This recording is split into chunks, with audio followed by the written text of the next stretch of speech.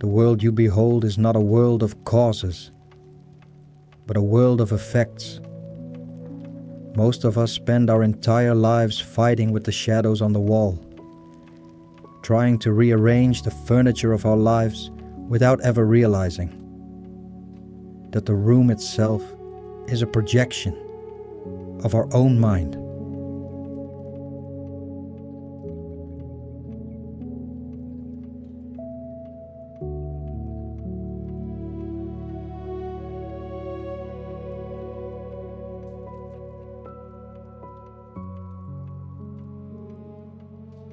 Neville Goddard brought a message that is both terrifying and liberating.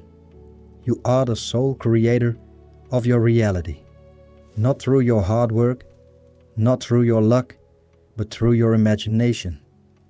When you stand before the mirror of life, you cannot force the reflection to smile.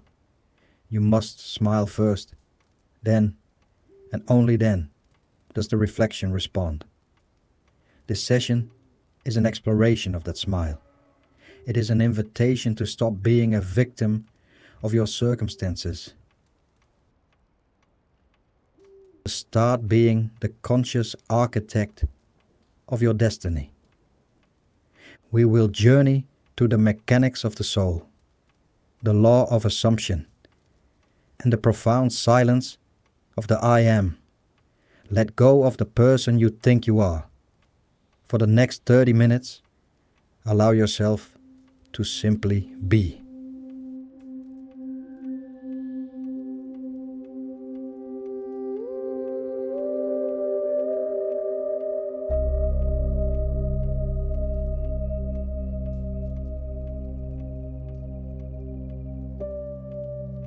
To understand the universe, you must first understand the two words that govern every breath you take. I am. Neville taught that I am is the name of the divine within you. It is the unconditioned awareness. Before you are a man or a woman, before you are successful or struggling, before you are healthy or ill, you are. This is the canvas. Everything else is just paint. The tragedy of the modern human is that we have forgotten the power of what we attach to those two words. When you say, I am tired, I am lonely, or I am lacking, you are not merely describing a state. You are commanding the universe to bring that state into being.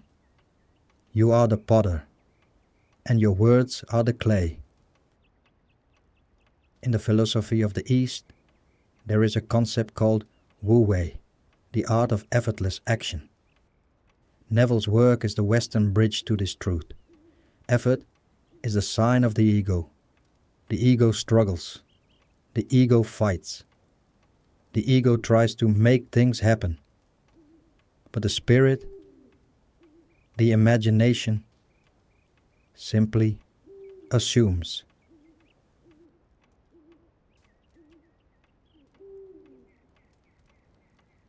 If you want to change your life, you must perform a radical act of internal revision. You must die to your present self. You cannot bring the old limited version of yourself into the new life you desire. To be wealthy, you must leave the poor man behind. To be loved, you must abandon the rejected one. This is not a mental trick. It is a spiritual rebirth. You must walk through the world as if you already are what you want to be. Not because you are pretending, but because you know that the inner reality is the only reality that matters. Ask yourself now, if I were truly the person I dream of being, how would I stand? How would I speak to myself in the silence of my own mind? Would I still be searching? Or would I be resting? Neville often quoted the Bible, not as a historical record, but as a psychological manual. He defined faith not as a blind belief in a distant God, but as the subjective appropriation of the objective hope. This means that you must give your dream the tones of reality. You must make the unseen seen. You must make the there, here.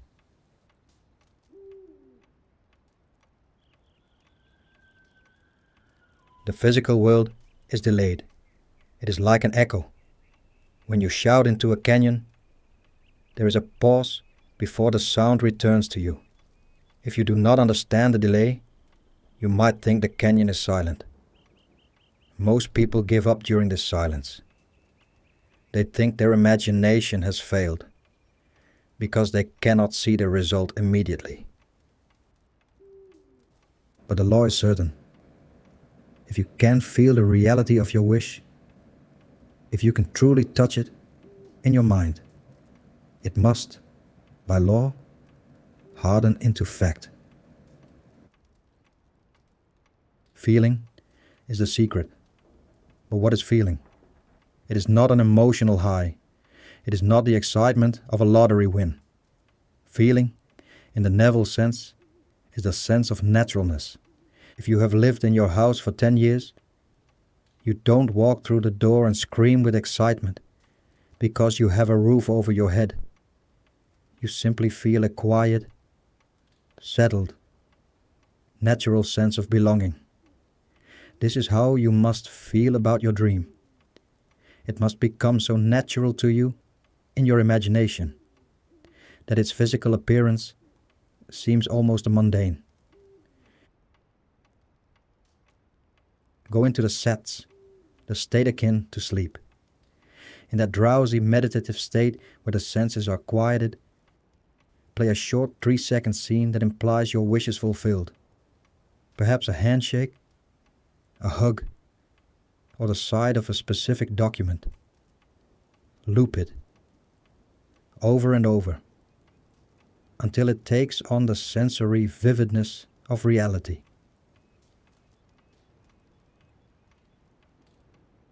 One of the greatest hurdles for the seeker is the question of how. How will I find the money? How will I meet the person? How will the healing occur? Neville is very clear on this. The how is not your concern.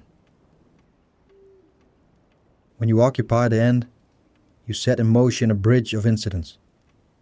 This is a series of events, often seemingly random or even negative, that lead you step by step to your goal. You might lose a job, only to find a better one. You might take a wrong turn, only to meet the person you were looking for. You are limiting the infinite intelligence of your imagination. You are trying to build a bridge with toothpicks when you have the power of the stars at your disposal.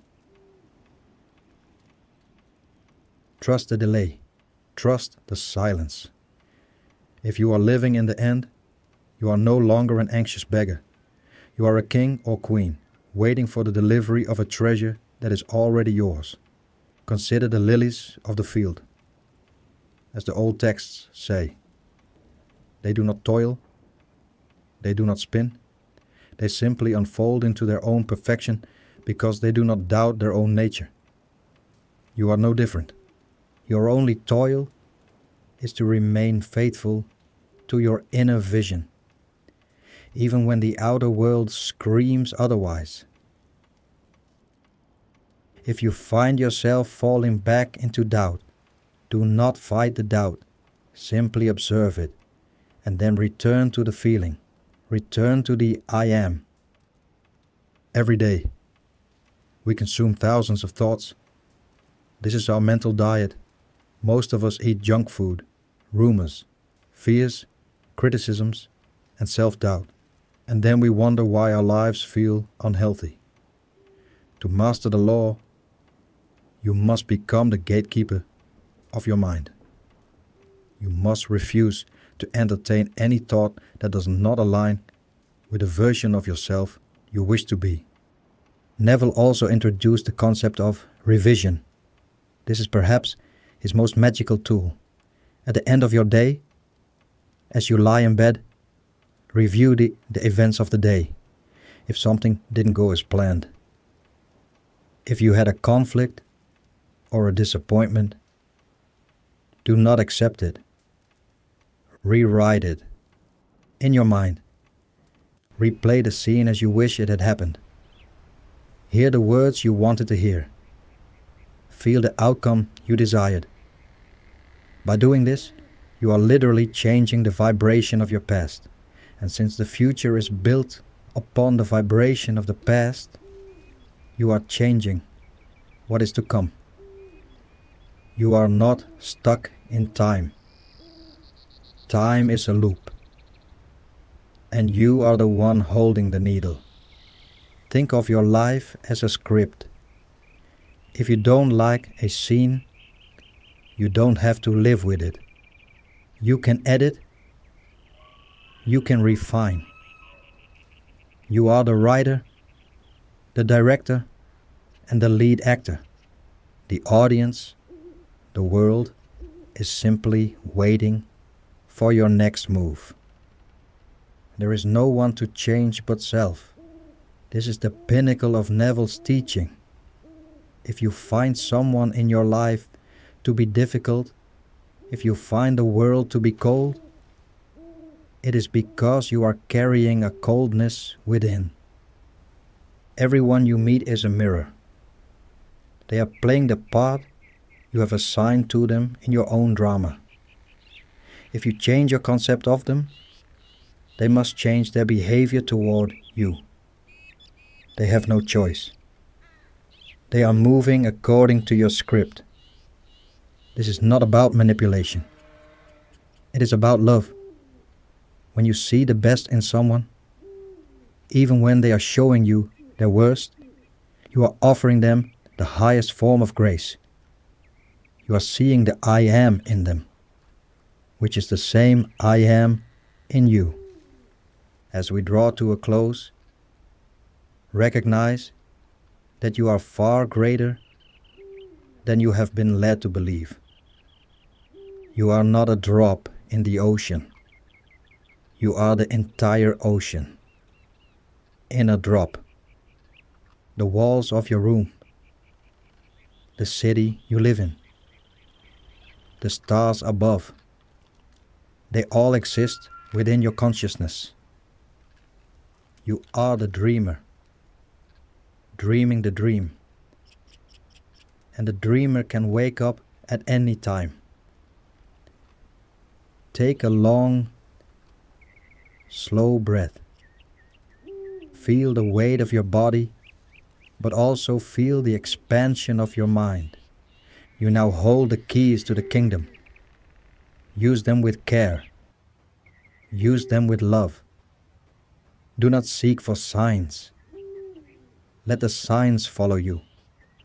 As you go about your day, or as you drift into sleep, remember, you are already that which you seek. You are already there. The journey is over. The work is finished. It is done. Thank you for being.